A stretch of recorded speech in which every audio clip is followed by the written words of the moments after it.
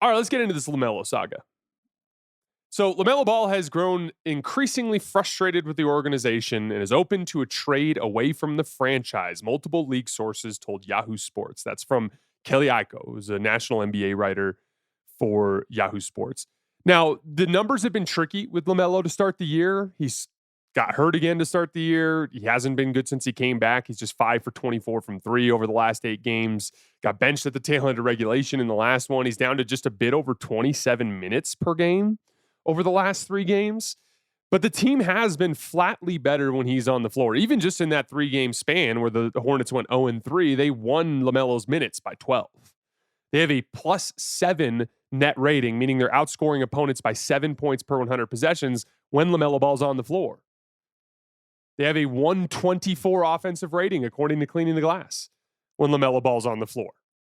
They're bad on defense, but the offense is so good that they've been winning of those minutes. And again, I think the bad defense goes far beyond just LaMelo and his kind of inconsistent effort and focus on that end. The offense absolutely craters when he's off the floor. They go from a 124 offensive rating to a 109 offensive rating. In other words, from transcendently great to what would be the bottom of the league. And the defense gets worse too, because again, those two ends of the floor are connected. When you're constantly missing shots and turning the basketball over, it puts your defense in a compromised position.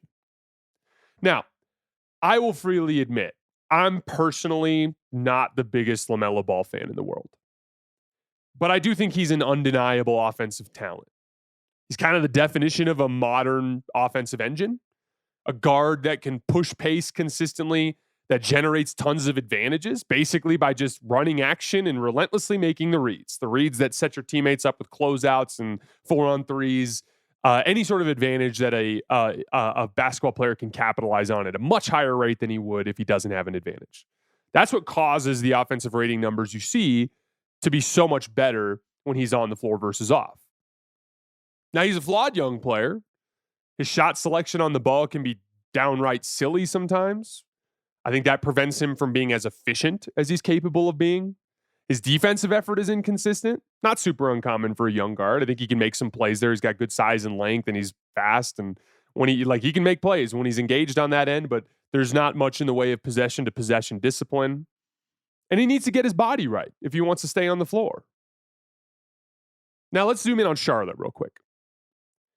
They were getting a lot of hype from NBA hipsters coming into the season, and for good reasons. Like, Con Knipple's a really good player. I like Con Knipple, and he's hooping his ass off right now. By the way, in his last 9 games, 22 points, 7 rebounds, and 4 assists per game on basically 50, 40, 90. 49% from the field, 39% from 3, and 93% from the line. I like Zion James. I like Brandon Miller. But I was personally very low on the Hornets coming into the season, and I thought they'd be back at the bottom of the league because they're pretty much devoid of two-way talent relative to the rest of the league, and because LaMelo just hasn't shown an ability to stay on the floor. So I do think that if you took LaMelo and took him out of what is essentially not a good roster and put him onto a situation with more talent, I do think he could be a ceiling raiser. Now, before we get into some of these trades, for me personally, if I was running an NBA team, I would not trade for LaMelo. The upside is tantalizing, but he's been around for a while now. This is his 6th NBA season. He's played more than 51 games in a season just once. And while the offensive upside is still as tantalizing as ever, he's shown basically no progress towards becoming that more refined version of himself. Like, he's never really made an attempt to trim the fat in his shot selection. He's never become a more diligent possession-to-possession defender. And we're not seeing, like, progress in those directions. It's not like, oh, he's way ahead of where he was back in 2023. That shows that he's progressing towards becoming this all NBA level type of dude. Like, we've seen that with other guys. Like Tyrese Halliburton, very similar type of like kind of offensive engine guard, albeit less of a scorer. But Tyrese Halliburton, we've seen in the last few years him become a little better each season at competing in the defense, competing in the scheme, throwing hard hedges and recovering with his hands up and sprinting back out to the shooter slipping out of the screen. Like, we've seen progress there that we haven't really seen with LaMelo. So I personally don't think he's worth the risk if I was running an NBA team. But ultimately, LaMelo Ball will end up being traded. Again, Kelly in his report also said that the Hornets themselves are disillusioned with LaMelo. So if the Hornets don't want him and he doesn't want the Hornets, he's going to be somewhere else soon enough. So just for fun, and again, there's a lot of different options you can go, a lot of different directions you can go here, but I came up with just 3 fun LaMelo Ball trades just to kind of brainstorm this initial phase. And if I have others, I'll pitch them when we get further down the line. But first one here, LaMelo Ball to the Mavs for Anthony Davis. This one was floating around yesterday a little bit, and it's interesting to me. So the rough structure of this deal would be something like Anthony Davis and D'Angelo Russell or one of the other small contracts for the Mavs. I know Mavs fans are already being driven crazy by D'Lo because he's just been in such a massive role as the injuries have piled up. But it'd be Anthony Davis and D'Lo or one of the other smaller contracts for LaMelo Ball and Colin Sexton. I don't think there would need to be any draft compensation on either side of this deal. Like, Anthony Davis is just a much better basketball player than LaMelo, and that would counter any of the additional value you'd get from LaMelo's youth. And yeah, Anthony Davis has had health issues, but nothing close to what LaMelo has had. In this situation, the Hornets would get this incredible center to essentially be a bridge between this era and the future. Gives you an opportunity to see if guys like Moussa Diabate or Ryan Kalkbrenner could become that foundational center for them. But in the short term, you give Colin Knippel and Brandon Miller a chance to compete with like a legit foundational center in the long term. And then one of the other things too is like Anthony Davis will eventually over the next few seasons have a stretch where he stays healthy for like 30 games or so. And when that happens, he's going to look awesome because that's how Anthony Davis' career has been. As long as he's healthy and on the floor consistently, he eventually gets in shape and builds rhythm. And when that happens, the Hornets would essentially have an opportunity at that point to trade a rehabbed version of Anthony Davis's value. They could flip him at that point in the future should they so choose. And then on the Mavs front, you get 2 things. You get a potential young star to pair with Cooper Flagg, who would fit really well with him. I think it more appropriately slots Cooper in an off-ball role, playing with an advantage, channeling his efforts on defense. I think they complement each other really well. And then you also add a secondary ball handler in Colin Sexton for a team that is still, even with LaMelo, really short on ball handling. And you get kind of excited when you look at a lineup that has like LaMelo Ball, Max Christie, Cooper Flagg, PJ Washington, and Derek Lively. Like, it's pretty damn exciting, right? And those are all guys like Max Christie can knock down a 3 and drive a closeout. Cooper Flagg, as we've talked about, is one of the best read makers out of a young prospect that I've ever seen. PJ Washington, when we watched him alongside Luka Doncic when he was getting spoon-fed advantages, is a really high-level weak-side scorer. And Derek Lively is that screen and roll threat that's also such a great defensive anchor on the other end of the floor. You also have 4 really good defensive players there next to LaMelo. I really like that deal for Dallas.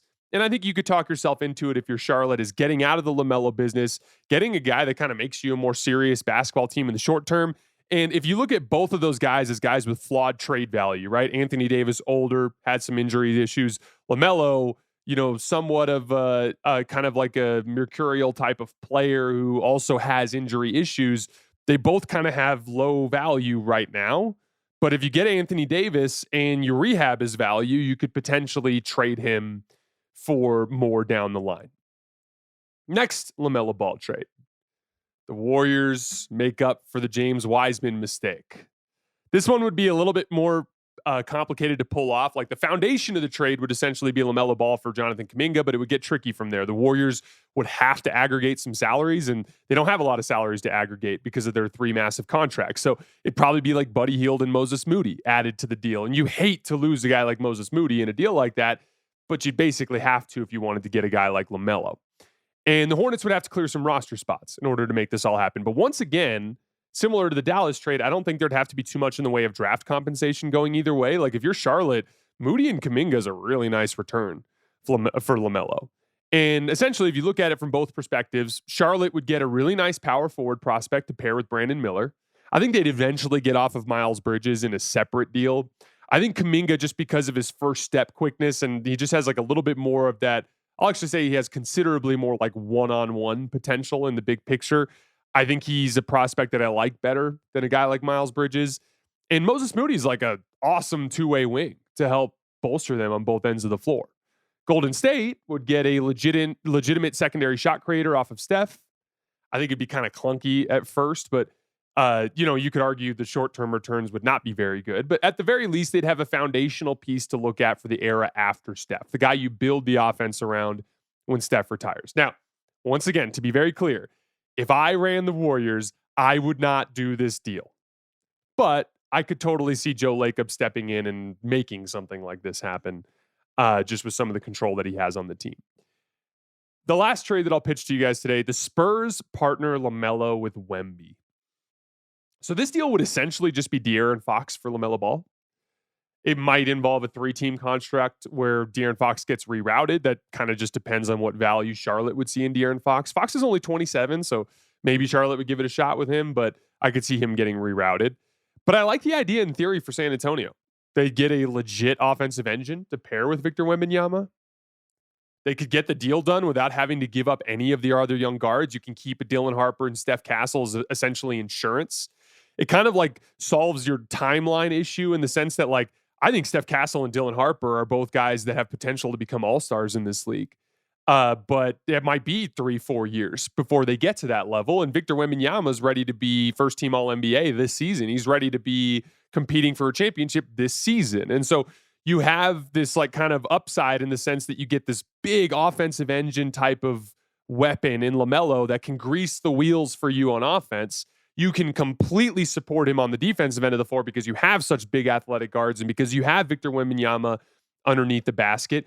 You can withstand LaMelo's injuries. Like, you have strong infrastructure. Like, that team just won a game without Wemby or LaMelo, in this theoretical situation right now. I think they have that type of infrastructure to where they could withstand LaMelo playing 55, 65 games in a season. And again, the big thing there is he could be the guy that could finally be the type of player that sets Wemby up with easy opportunities. Something we've talked about forever. Getting Wemby more advantages from a really high-level pick-and-roll ball handler. And there's potential there with De'Aaron Fox, to be clear, but LaMelo would certainly be better in that role. Now, this is where it gets tricky because, like I said in the other two deals, like, I wouldn't do these deals. I mean, Dallas, you could talk yourself into it because of Anthony Davis. But if I was Golden State or another one of these more serious teams, I would have to give up like a substantial asset. Wouldn't do it, right? But, Anthony Davis is kind of a distressed asset in and of himself. And in the San Antonio situation, like, if you keep all your draft compensation and you keep Dylan Harper and you keep Steph Castle, it's kind of relatively low risk. Like, if I was San Antonio, I'd think long and hard about that one.